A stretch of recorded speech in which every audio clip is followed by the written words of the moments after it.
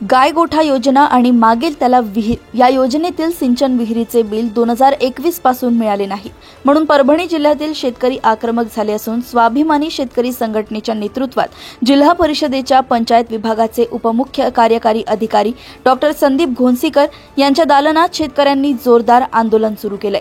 परभणी जिल्ह्यात विहीर न करताच हे अधिकारी विहिरीचे बिल अदा करत असताना ज्या शेतकऱ्यांनी खरोखर विहिरी तयार केल्या आहेत त्यांना अद्याप पैसे का मिळाले नाहीत असा सवाल करत जोपर्यंत शेतकऱ्यांना विहिरीचे पैसे मिळणार नाहीत तोपर्यंत हे आंदोलन मागे न घेण्याचा पवित्रा आंदोलक शेतकऱ्यांनी घेतलाय। शेतकरी संघटनेच्या पदाधिकाऱ्यांना व शेतकऱ्यांना लेखी आश्वासन मिळाल्यानंतर शहरातील नानलपेठ पोलीस स्टेशननी संबंधित शेतकरी संघटनेचे पदाधिकाऱ्यांना जिल्हा परिषदेतून ताब्यात घेतले।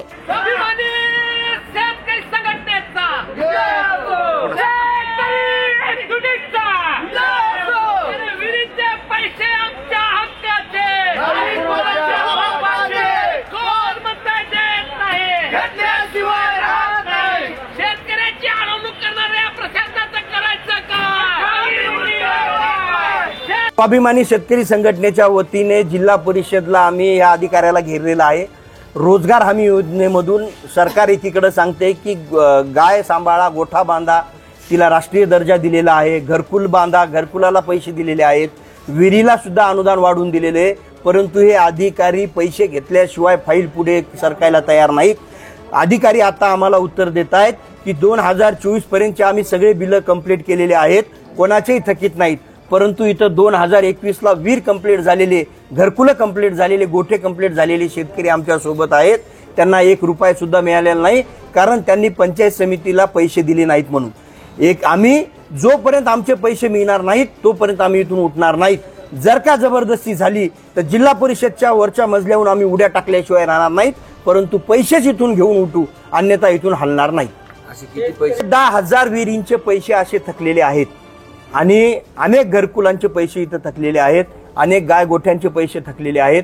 हे लोक काही करायला तयार नाहीत। अनेक फळबागा आहेत ज्या शेतकऱ्यांनी पूर्ण केल्यात आणि एकीकडे ज्या शेतकऱ्यांनी विहीर खोदली नाही, काही नाही, परंतु त्याचे डॉक्युमेंट फक्त तिथं आलेले होते, त्या लक्षात आलं की ते डॉक्युमेंट देऊन ते पुण्याला मंजुरीसाठी गेलेला आहे, त्याच्या याच्यावरती 59,000 रुपये उचललेले आहेत। हा कागद आहे, हा शेतकरी सुद्धा इथं आहे, त्या कागदावर लिहिलेलं आहे की त्या अधिकाऱ्यावर कारवाई करा, परंतु हे त्याच्यावर गुन्हे दाखल करायला तयार नाहीत। त्याला पाठीशी घालायलेत, चोर चोर मावस भाऊ अर्धा अर्ध वाटून खाऊ अशी अधिकाऱ्याची भूमिका आहे।